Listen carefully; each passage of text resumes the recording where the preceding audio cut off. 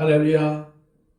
하루의 가장 첫 시간을 하나님께 예배드림으로 출발하는 여러분들을 축복합니다. 기도하겠습니다. 하나님 아버지, 간밤에도 우리를 지켜 보호하여 주시고 하나님의 품 안에 안아주셨다가 이렇게 새날을 주시고 하나님 앞에 무엇보다도 예배하게 하심을 감사합니다. 하나님, 이 예배를 통해서 하나님의 임재를 체험하기를 원합니다. 하나님께서 나와 함께 계심을 누리기를 원합니다. 주님, 이 시간 말씀으로 하나님의 뜻을 알게 하여 주시고 그 뜻을 준행하며 살아갈 때에 우리의 인생이 복된 인생이 되게 하여 주시옵소서. 예수 그리스도의 이름으로 기도하옵나이다. 아멘. 다 함께 찬송가 347장 찬양 드립니다.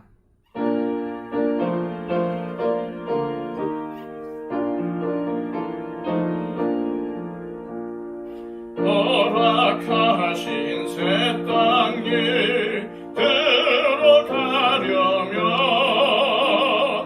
마음의 준비 다하여 힘써 일하세.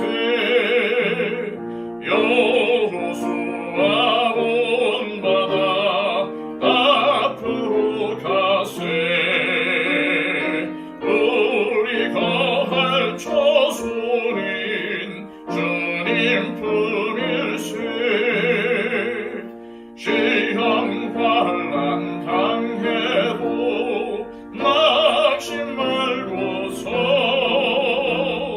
맘의 걱정 버리고 힘써 일하세. 여호수아 본받아 앞으로 가세. 우리 거할 초소는 주님 품일세. 앞서가신 예수님 바라보면서 모든 마음을 합하여 힘써 일하세.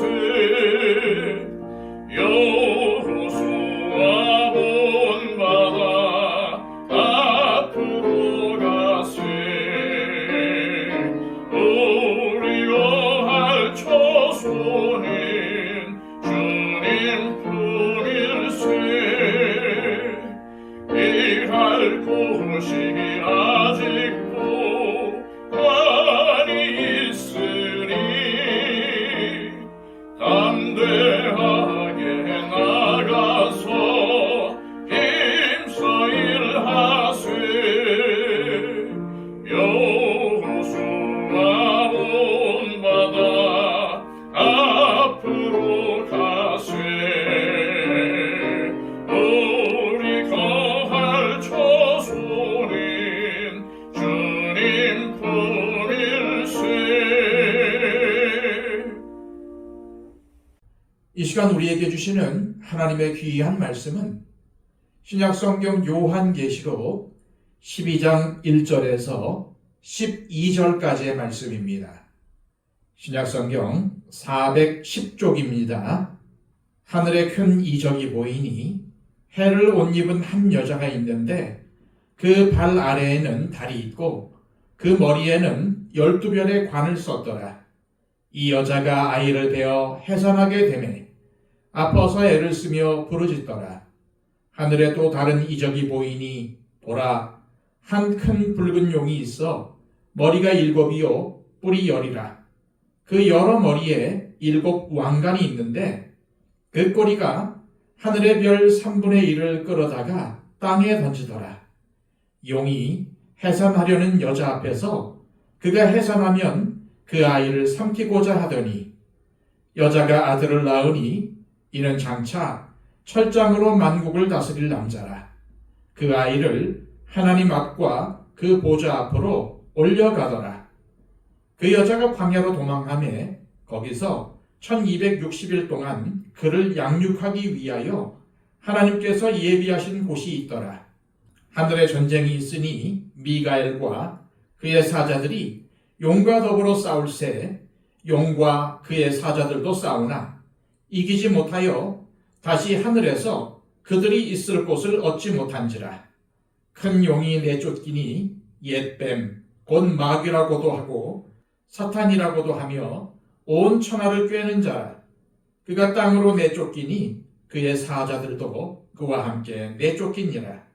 내가 또 들으니 하늘에 큰 음성이 있어 이르되 이제 우리 하나님의 구원과 능력과 나라와 또 그의 그리스도의 권세가 나타났으니 우리 형제들을 참소하던 자 곧 우리 하나님 앞에서 밤낮 참소하던 자가 쫓겨났고 또 우리 형제들이 어린 양의 피와 자기들이 증언하는 말씀으로써 그를 이겼으니 그들은 죽기까지 자기들의 생명을 아끼지 아니하였도다. 그러므로 하늘과 그 가운데에 거하는 자들은 즐거워하라. 그러나 땅과 바다는 화 있을진저 이는 마귀가 자기의 때가 얼마 남지 않은 줄을 알므로 크게 분내어 너희에게 내려갔음이라 하더라. 아멘. 지금까지 요한계시록은 비교적 논리적으로 진행이 되었습니다. 1장은 이 책의 성격을 규명해주는 서론이었고 2장과 3장은 이 땅의 교회들을 대표한 7 유형의 교회들을 언급했습니다. 4장과 5장은 하늘 보좌에 관해 설명하면서 심판이 하늘 보좌로부터 시작된다는 사실을 분명히 했습니다. 그리고 5장에서 7인으로 봉해진 두루마리가 등장하면서 심판이 시작될 것임을 예고합니다. 6장에는 어린 양께서 6째 인까지 인봉을 떼시면서 일어나는 일들이 기록이 되어 있습니다. 그리고 6장 마지막 절에는 그들의 진노의 큰 날이 이르렀으니 누가 능히 서리요? 라고 질문을 던집니다. 그러자 7장에서 뭐라고 답변합니까? 흰옷을 입은 14만 4천 명과 아무도 능히 셀 수 없는 큰 무리가 이 심판 가운데서 보호받는 사람들이라고 답변합니다. 이들이 누구입니까? 이들은 주님께서 다시 오실 때까지 믿음을 지키고 신실한 삶을 살아가는 성도들입니다. 이어지는 8장과 9장에서는 마지막 7째 인이 떼어지면서 좀 더 강도가 강해진 나팔재앙이 시작이 됩니다. 나팔재앙은 3가지 화를 포함하고 있습니다. 그런데 자연 만물의 3분의 1이 파괴되고 세상 사람 3분의 1이 죽는 이 엄청난 재앙 속에서도 살아남은 자들은 어떠한 반응을 보입니까? 자신의 손으로 행한 악한 일들을 회개하지 않고 오히려 여러 귀신과 또 동과 목속의 우상에게 절하고 그 살인과 복술과 음행과 도둑질을 회개하지 않더라는 것입니다. 그런 완악하고 강박한 세상을 향해서 교회와 성도는 구원과 심판의 복음을 증거해야 한다는 것입니다. 그리고 그 마지막에는 심판이 있다고 하셨습니다. 그런데 갑자기 12장에는 지금까지와는 전혀 다른 이야기가 나옵니다. 무슨 이야기입니까?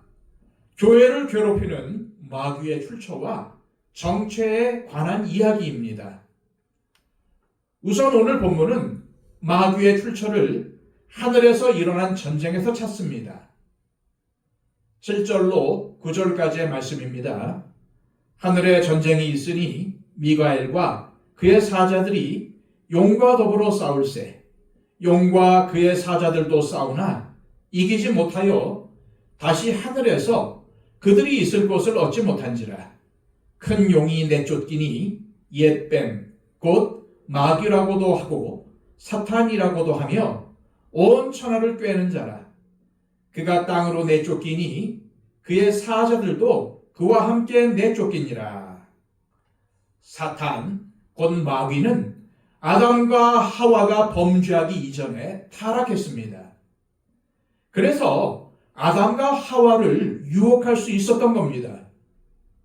그러므로 오늘 본문에 하늘에서 일어난 전쟁은 아담과 하와가 타락하기 전에 일어난 사건이라는 사실을 알아야 합니다. 언제인지 모르지만 하늘에 전쟁이 있었습니다. 최소한 아담과 하와가 타락하기 이전에 하늘에서 천사장 미가엘과 그의 군사들이 용과 더불어 싸우는 전쟁이 있었다는 것입니다. 이 전쟁에서 용, 즉 마귀는 하늘에서 있을 곳을 얻지 못하게 되었습니다. 그래서 큰 용이 내어 쫓기게 되었다는 것입니다. 따라서 오늘 본문 3절에 한 큰 붉은 용은 바로 이 마귀를 말하는 것입니다. 이처럼 오늘 말씀에는 마귀의 출처가 분명하게 설명되고 있습니다. 마귀는 타락한 천사로 사탄이라고도 하며 그를 따르는 무리가 있는데 이 마귀를 따르는 무리가 바로 귀신인 것입니다. 그런데 마귀와 그를 따르는 무리가 어디로 내어 쫓겼습니까? 땅으로 내어 쫓겼습니다. 그래서 땅은 상징적으로 마귀가 권세를 잡고 있는 영역으로 불리게 된 것입니다. 그리고 마귀가 하는 일은 온 천하를 꿰는 것, 온 천하를 미혹하는 것입니다. 그래서 불신자들을 미혹해서 하나님을 믿지 못하게 만들고 믿는 자들을 미혹해서 실족하게 하고 하나님께서 의도하신 복된 삶을 살지 못하게 만드는 것입니다. 이제 이러한 사실을 분명히 알고 1절과 2절을 보시길 바랍니다. 하늘에 큰 이적이 보이니 해를 옷 입은 한 여자가 있는데 그 발 아래에는 달이 있고 그 머리에는 12별의 관을 썼더라. 이 여자가 아이를 베어 해산하게 되매 아파서 애를 쓰며 부르짖더라. 1절의 발단도 하늘입니다. 하늘에 큰 이적이 보였다는 것입니다.